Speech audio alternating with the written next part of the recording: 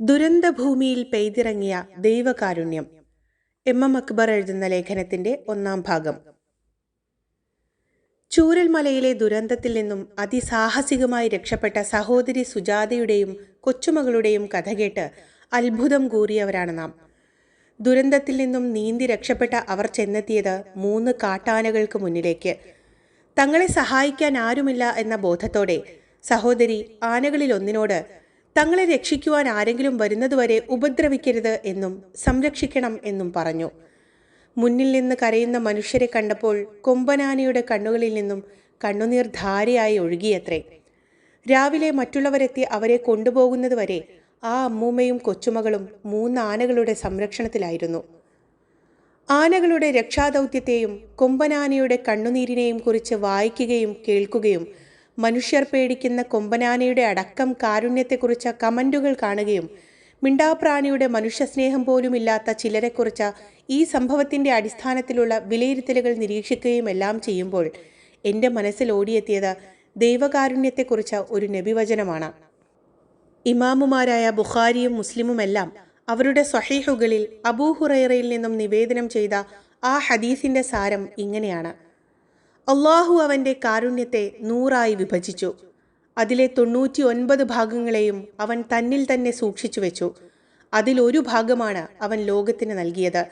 സൃഷ്ടികൾ പരസ്പരം കരുണ കാണിക്കുന്നത് ആ ഒരു ഭാഗത്തിൽ നിന്നാണ്. ചവിട്ടിപ്പോകുമോ എന്ന ഭയത്താൽ കുതിര അതിൻ്റെ കുഞ്ഞിനു മുകളിൽ തൻ്റെ കുളമ്പുയർത്തുന്നത് ഉദാഹരണം. അള്ളാഹുവിൻ്റെ 100 കാരുണ്യങ്ങളിൽ ഒന്നാണ് മനുഷ്യർക്കും ജിന്നുകൾക്കും മൃഗങ്ങൾക്കും കീടങ്ങൾക്കും എല്ലാം കൂടി അവൻ നൽകിയിരിക്കുന്നത് എന്നും അവ പരസ്പരം സ്നേഹിക്കുന്നതും കാരുണ്യം കാണിക്കുന്നതും ഹിംസ്ര ജന്തുക്കൾ അവയുടെ കുഞ്ഞുങ്ങളെ ഉപദ്രവിക്കാതെ പോറ്റുന്നതുമെല്ലാം ഈ കാരുണ്യം കൊണ്ടാണ് എന്നും വ്യക്തമാക്കുന്ന ബുഖാരിയിലും മുസ്ലിമിലുമുള്ള നബിവചനത്തിനുമുള്ളത് ഇതേ ആശയം തന്നെ. ഹിംസ്ര ജന്തുക്കളുടെ ഹൃദയങ്ങൾക്കകത്തുപോലും കാരുണ്യം നിറച്ചവനായാണ് പടച്ചവനെ മതം പരിചയപ്പെടുത്തുന്നത്. പരമ കാരുണികനാണ് അവൻ. ഈ പ്രപഞ്ചം മുഴുവൻ അവൻ്റെ കാരുണ്യത്തിൻ്റെ നിദർശനങ്ങളാണ്. ദുരന്തമുഖത്ത് വെച്ച് ദൈവകാരുണ്യത്തെപ്പറ്റി പറയുമ്പോൾ ഉന്നയിക്കപ്പെടുന്ന നിരവധി ചോദ്യങ്ങളുണ്ട്. കാരുണികനാണ് പടച്ചവനെങ്കിൽ പിന്നെ എന്തേ ഉരുൾപൊട്ടലുകളുണ്ടാക്കി മനുഷ്യരെ ദുരിതത്തിലാഴ്ത്തുന്നത്? പ്രകൃതിക്ഷോഭങ്ങളുടെയും വർഗീയ കലാപങ്ങളുടെയും കാലാവസ്ഥാ ദുരന്തങ്ങളുടെയും എല്ലാം ഇരകളായിത്തീരുന്ന ആയിരങ്ങളെ ദുഃഖിതരാക്കുന്ന ദൈവം എങ്ങനെ കരുണാനിധിയാകും? മനുഷ്യരോട് കാരുണ്യം കാണിക്കാത്ത ക്രൂരനായ ദൈവത്തെ എന്തിനാണ് ആരാധിക്കുന്നത്? അവനോട് പ്രാർത്ഥിച്ചിട്ട് എന്താണ് കാര്യം? ദൈവമില്ല എന്നല്ലേ പ്രകൃതി ദുരന്തങ്ങൾ വ്യക്തമാക്കുന്നത്? എന്തെങ്കിലുമെല്ലാം ദുരന്തങ്ങൾ ഉണ്ടാവുമ്പോൾ എപ്പോഴും ഉയർന്നു വരാറുള്ളവയാണ് ഈ ചോദ്യങ്ങൾ. ദൈവനിഷേധികളാണ് പ്രധാനമായും ചോദ്യകർത്താക്കൾ. അവർക്കനുസരിച്ച് ഇലക്ട്രോണിക് മാധ്യമങ്ങളെ ദുരുപയോഗപ്പെടുത്തുന്നവർ അത് ആവർത്തിക്കുന്നു. സാമൂഹ്യ മാധ്യമങ്ങളുടെ കാലത്ത് ഇവ വിവിധ രൂപഭാവങ്ങളിൽ ചർവണം ചെയ്യപ്പെടുന്നു.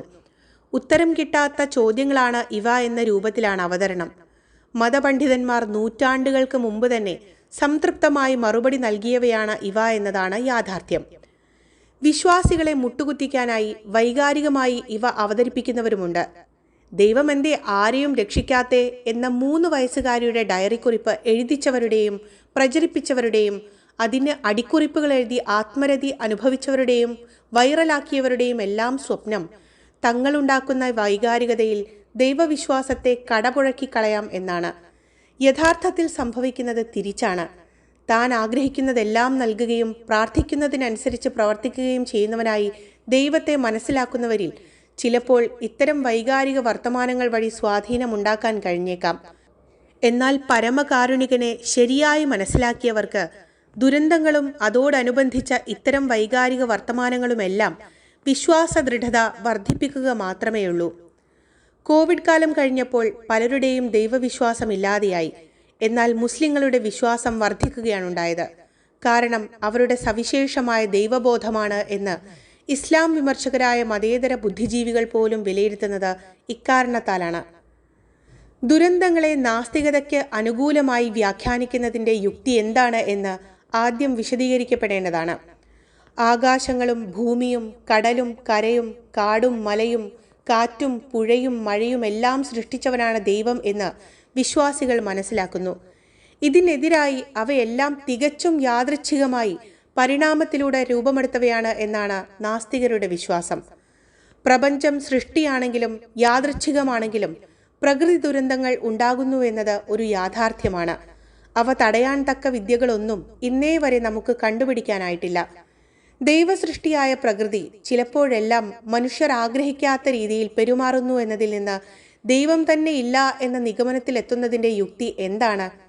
സുഖവും സമാധാനവും നൽകുന്ന രൂപത്തിൽ മാത്രമല്ല, ചിലപ്പോഴെല്ലാം ദൈവം മനുഷ്യർക്ക് ദുരിതങ്ങൾ വിതയ്ക്കുന്ന രീതിയിലും പ്രകൃതിയിൽ ഇടപെടുന്നു എന്ന നിഗമനത്തിൽ മാത്രമാണ് പ്രകൃതി ദുരന്തങ്ങളെ നാസ്തിക യുക്തി ഉപയോഗിച്ച് അപഗ്രഥിച്ചാൽ പോലും പരമാവധി എത്താനാവുക.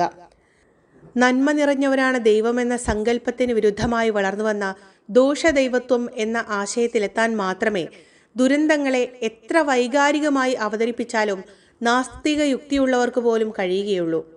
പ്രകൃതിയിലുള്ള തിന്മകളുടെ അപഗ്രഥനം വഴി ഒരാൾക്കും ദൈവനിഷേധിയാവാൻ കഴിയില്ല എന്നും പരമാവധി ദൈവവിദ്വേഷിയാവാനേ കഴിയൂ എന്നും തത്വശാസ്ത്രജ്ഞന്മാർ പറയുന്നത് അതുകൊണ്ടാണ്. പരമകാരുണികൻ അഥവാ റഹ്മാനാണ് പടച്ചവൻ എന്നും അവനിൽ നിന്നുണ്ടാവുന്നതെല്ലാം കാരുണ്യമായിരിക്കും എന്നുമുള്ള ബോധത്തിൽ നിന്നാണ് വിശ്വാസിയുടെ ലോകവീക്ഷണം ഉരുത്തിരിയുന്നത്. തീവ്രമായ കാരുണ്യം എല്ലായ്പ്പോഴും എല്ലാ സൃഷ്ടികളിലേക്കും ചൊരിഞ്ഞുകൊണ്ടിരിക്കുന്നവൻ എന്നാണ് റഹ്മാൻ എന്നാൽ അർത്ഥം. സ്വന്തം ഉണ്മയിൽ തന്നെ കാരുണ്യത്തെ രേഖപ്പെടുത്തിയവനായി ദൈവത്തെ പരിചയപ്പെടുത്തുന്ന ഖുർആൻ നന്മയായും തിന്മയായും നമുക്ക് തോന്നുന്ന കാര്യങ്ങളിലെല്ലാം ദൈവകാരുണ്യം അന്തർലീനമായിരിക്കും എന്നുകൂടി പഠിപ്പിക്കുന്നുണ്ട്. എൻ്റെ കാരുണ്യമാകട്ടെ സർവ്വ വസ്തുക്കളെയും ഉൾക്കൊള്ളുന്നതായിരിക്കും എന്ന ദൈവവചനം വ്യക്തമാക്കുന്നത് അതാണ്. ദൈവം ദുഷ്ടനോ ക്രൂരനോ അല്ല. എന്നാൽ ദിവ്യകാരുണ്യത്തിൻ്റെ ഭാഗമായി സംവിധാനിക്കപ്പെട്ട ദൈവിക വ്യവസ്ഥകൾ ചിലപ്പോൾ വ്യക്തികൾക്കോ സമൂഹങ്ങൾക്കോ പ്രയാസകരമായി അനുഭവപ്പെട്ടേക്കാം. പ്രയാസങ്ങൾ ഉണ്ടാക്കുന്ന അത്തരം കാര്യങ്ങൾ പോലും ദൈവകാരുണ്യത്തിൻ്റെ ഭാഗമാണ് എന്ന തിരിച്ചറിവാണ് എത്ര കഠിനമായ പ്രതിസന്ധികൾ ഉണ്ടായാലും പിടിച്ചു നിൽക്കുവാൻ വിശ്വാസികൾക്കുള്ള അവലംബം. ഭൂമിയിലേക്കുള്ള ദൈവകാരുണ്യത്തിൻ്റെ പ്രകാശനം ചില വ്യക്തികൾക്കും ആൾക്കൂട്ടങ്ങൾക്കും പ്രദേശങ്ങൾക്കുമെല്ലാം ദുരിതമായും ദുരന്തമായും അനുഭവപ്പെടാം എന്നത് ശരിയാണ്. അങ്ങനെ വന്നുഭവിക്കുന്ന പ്രയാസങ്ങൾക്ക് പിന്നിലുള്ള കാരുണ്യം എന്താണ് എന്ന് ചിലപ്പോൾ ഇവിടെ വെച്ച് നമുക്ക് മനസ്സിലായിക്കൊള്ളണമെന്നില്ല. അത് പൂർണ്ണമായി മനസ്സിലാവുക മരണാനന്തര ജീവിതത്തിൽ വെച്ചാണ്. തൻ്റെ ഉണ്മയിൽ ഊട്ടപ്പെട്ടിട്ടുള്ള കാരുണ്യത്തിൻ്റെ 99% പടച്ചവൻ പ്രകടിപ്പിക്കുക പരലോകത്ത് വെച്ചായിരിക്കും എന്ന് പറഞ്ഞുകൊണ്ടാണ് നേരത്തെ ഉദ്ധരിച്ച ഹദീസുകൾ അവസാനിക്കുന്നത്. തങ്ങൾ അനുഭവിച്ച ദുരിതങ്ങളിലെ നന്മകൾ എന്തായിരുന്നുവെന്ന് അവ അനുഭവിച്ചവർക്ക് മനസ്സിലാവുക മാത്രമല്ല, സഹിച്ച പ്രയാസങ്ങൾക്കുള്ള പ്രതിഫലം കൂടി അവിടെ നിന്ന് അവർക്ക് ലഭിക്കും. മരണാനന്തര ജീവിതത്തെ കൂടി പരിഗണിച്ചുകൊണ്ടുള്ള വിശാലമായ ക്യാൻവാസിന് മാത്രമേ മനുഷ്യർ ഇവിടെ അനുഭവിക്കുന്ന നേട്ടങ്ങളെയും കോട്ടങ്ങളെയും എല്ലാം തൃപ്തികരമായി വിശദീകരിക്കാനാവൂ. തലവേദനയെടുത്ത് പുളയുന്നയാൾക്ക് താൻ അനുഭവിക്കുന്നത് വലിയ ദുരിതമായാണ് തോന്നുക. ശരീരരക്ഷയ്ക്കായി സൃഷ്ടിക്കപ്പെട്ട വാർത്താവിനിമയ സംവിധാനം പ്രവർത്തനക്ഷമമാവുകയാണ് വേദനയിലൂടെ എന്നറിയുമ്പോൾ അത് ദൈവകാരുണ്യത്തിൻ്റെ ഭാഗമാണ് എന്ന് ബോധ്യപ്പെടും. ശരീരത്തിന് പുറത്തോ അകത്തോ ഉള്ള വ്രണങ്ങളെയും നീർക്കെട്ടുകളെയും കുറിച്ച് കേന്ദ്ര നാഡീവ്യൂഹത്തെ അറിയിക്കുന്ന ദൂതനാണ് വേദന എന്നും ശരീരത്തിൻ്റെ കാവൽക്കാരനാണ് അത് എന്നുമുള്ള വസ്തുതകൾ അറിയാത്തയാൾ ചിലപ്പോൾ വേദന തന്ന പടച്ചവനെ പഴിക്കും. തലയ്ക്കകത്ത് വളരാൻ ആരംഭിച്ച അപകടകരമായ മുഴയെക്കുറിച്ച് സൂചന നൽകുന്നതായിരുന്നു വേദന എന്ന് പരിശോധനയിലൂടെ മനസ്സിലാക്കുമ്പോഴാണ് തനിക്ക് വേദന നൽകി അനുഗ്രഹിച്ചവനെ സ്തുതിക്കുകയാണ് വേണ്ടത് എന്ന് തിരിച്ചറിയുക. വേദന ഇല്ലായിരുന്നുവെങ്കിൽ താൻ അറിയാതെ ആ മുഴ വളർന്ന് അപകടമുണ്ടാക്കുമായിരുന്നു എന്ന സത്യം അറിയുമ്പോൾ ആ സ്തുതിയുടെ തീവ്രത വർദ്ധിക്കും. ദുരിതങ്ങളായി മനസ്സിലാക്കപ്പെടുന്ന പല കാര്യങ്ങളുടെയും സ്ഥിതി ഇതാണ്. ഒരാൾ അനുഭവിക്കുന്ന ദുരിതം ആത്യന്തികമായി ചിലപ്പോൾ അയാൾക്ക് തന്നെയുള്ള നന്മയായിരിക്കും, അതല്ലെങ്കിൽ സമൂഹത്തിനുള്ള അനുഗ്രഹമായിരിക്കും, അതുമല്ലെങ്കിൽ നാടിനോ പ്രകൃതിക്കോ വേണ്ടിയുള്ള കാരുണ്യമായിരിക്കും. ദുരിതങ്ങൾക്കും ദുരന്തങ്ങൾക്കും പിന്നിൽ പോലും ദൈവകാരുണ്യത്തിൻ്റെ പ്രകാശനമാണ് എന്ന് പറയുന്നതിനുള്ള കാരണം ഇതാണ്. എല്ലാവർക്കും എല്ലായ്പ്പോഴും സന്തോഷവും സമാധാനവും മാത്രം ലഭിക്കുന്ന രൂപത്തിലല്ല ഈ ലോകം സംവിധാനിക്കപ്പെട്ടിരിക്കുന്നത്. ജനനം സന്തോഷകരമാണ്, മരണം ദുഃഖകരവും. പക്ഷെ രണ്ടുമില്ലെങ്കിൽ ഈ ലോകം നിലനിൽക്കുകയില്ല. സന്തോഷകരമാണ് എന്നതിനാൽ ജനനം മാത്രം മതി ഈ ലോകത്തിൽ എന്ന് തീരുമാനിക്കാനാവുമോ? ദുഃഖകരമാണ് എന്നതിനാൽ ഇനി ആരും മരിക്കേണ്ടതില്ല എന്ന് കരുതിയാൽ ഭൂമിക്ക് നിലനിൽക്കാനാവുമോ? ജനനമുള്ളതുകൊണ്ട് തന്നെ മരണവും ഉണ്ടാകും. സന്തോഷമുള്ളതിനാൽ ദുഃഖവും സ്വാഭാവികം. സന്തോഷങ്ങളും സന്താപങ്ങളും ഉയർച്ചകളും താഴ്ചകളും സമൃദ്ധികളും ദുരിതങ്ങളും പുരോഗതികളും അധോഗതികളും എല്ലാം നിറഞ്ഞതാണ് ഈ ലോകം. ഒരു ജീവിയുടെ നാശം ചിലപ്പോൾ മറ്റൊരു ജീവിക്ക് വളർച്ചയായി ഭവിക്കും. ഒരു തലമുറയുടെ നാശം ചിലപ്പോൾ മറ്റൊരു തലമുറയ്ക്ക് നന്മയുണ്ടാക്കുന്നതായി തീരാം. ഒരാളുടെ ഉയർച്ച ചിലപ്പോൾ മറ്റൊരാളുടെ തളർച്ചയ്ക്ക് കാരണമാകാം. അങ്ങനെയാണ് ഈ ലോകം സൃഷ്ടിക്കപ്പെട്ടിരിക്കുന്നത്. സുഖ ദുഃഖ സമ്മിശ്രമായ ഇഹലോകം പരീക്ഷണമാണ് എന്നും മരണാനന്തര ജീവിതത്തിലാണ് ആനന്ദത്തിൻ്റെ പൂർണ്ണത അനുഭവിക്കാനാവൂ എന്നും മതം പറയുന്നതിൻ്റെ പൊരുൾ ഇതാണ്. ദുഃഖം, ദുരിതം, നാശം, അധോഗതി എന്നിങ്ങനെയുള്ള പ്രയാസകരമായ ജീവിതാവസ്ഥകൾ മാത്രമല്ല, സുഖം, സന്തോഷം, സമൃദ്ധി, പുരോഗതി എന്നീ ആനന്ദാനുഭവങ്ങളും പരീക്ഷണങ്ങളാണ് എന്നാണ് മതം പഠിപ്പിക്കുന്നത്. രണ്ടിനോടുമുള്ള ഒരാളുടെ സമീപനമാണ് അത് തനിക്ക് നന്മയായാണോ തിന്മയായാണോ ഭവിക്കുക എന്ന് തീരുമാനിക്കുന്നത്. സന്തോഷവും സമൃദ്ധിയുമെല്ലാം ദൈവകാരുണ്യത്തിൻ്റെ പ്രകാശനങ്ങളായി കരുതുന്ന വിശ്വാസി അതേപോലെ ദുഃഖവും ദുരിതവുമെല്ലാം അതേ കാരുണ്യത്തിൻ്റെ പ്രകടനങ്ങളായി തന്നെ മനസ്സിലാക്കുന്നു.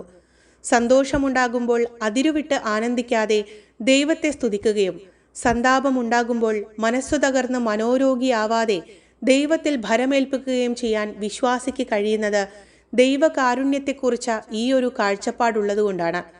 താൻ അനുഭവിക്കുന്ന ദുരിതങ്ങൾ വരാനുള്ള വലിയ നന്മകൾക്ക് വേണ്ടിയാണ് എന്ന് അവൻ അറിയാം. ആ നന്മകൾ ചിലപ്പോൾ ഈ ലോകത്ത് വെച്ച് തന്നെ തനിക്കോ സഹജീവികൾക്കോ അനുഭവിക്കാൻ കഴിഞ്ഞേക്കും. അതില്ലെങ്കിലും ദൈവത്തിൽ ഭരമേൽപ്പിച്ചുകൊണ്ട് ക്ഷമിക്കാൻ സന്നദ്ധനാണ് എങ്കിൽ സഹിച്ചതിൻ്റെ പ്രതിഫലം ഇരട്ടി ഇരട്ടിയായി തനിക്ക് പരലോകത്ത് വെച്ച് ലഭിക്കുകയും ചെയ്യും. ആനന്ദമുണ്ടാകുമ്പോൾ സ്തുതി, ദുരിതമുണ്ടാകുമ്പോൾ ക്ഷമ, സുഖത്തെയും ദുഃഖത്തെയും ഒരേപോലെ നന്മകളാക്കി തീർക്കുന്ന ഈ കാഴ്ചപ്പാട് വഴി മനസ്സംഘർഷത്തിൽ നിന്ന് മുക്തമാവാനും ദൈവാനുഗ്രഹങ്ങൾക്ക് പാത്രമാകാനും വിശ്വാസിക്ക് കഴിയും.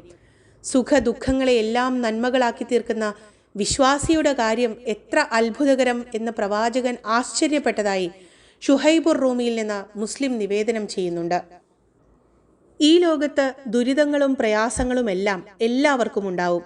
വിശ്വാസിയെന്നോ അവിശ്വാസിയെന്നോ ഉള്ള വ്യത്യാസങ്ങളൊന്നും പരീക്ഷണങ്ങളുടെ കാര്യത്തിലില്ല. അതോടുള്ള സമീപനമാണ് ഒരാളുടെ വിശ്വാസ്യദാർഢ്യത്തിൻ്റെ തോത് നിശ്ചയിക്കുന്നത്.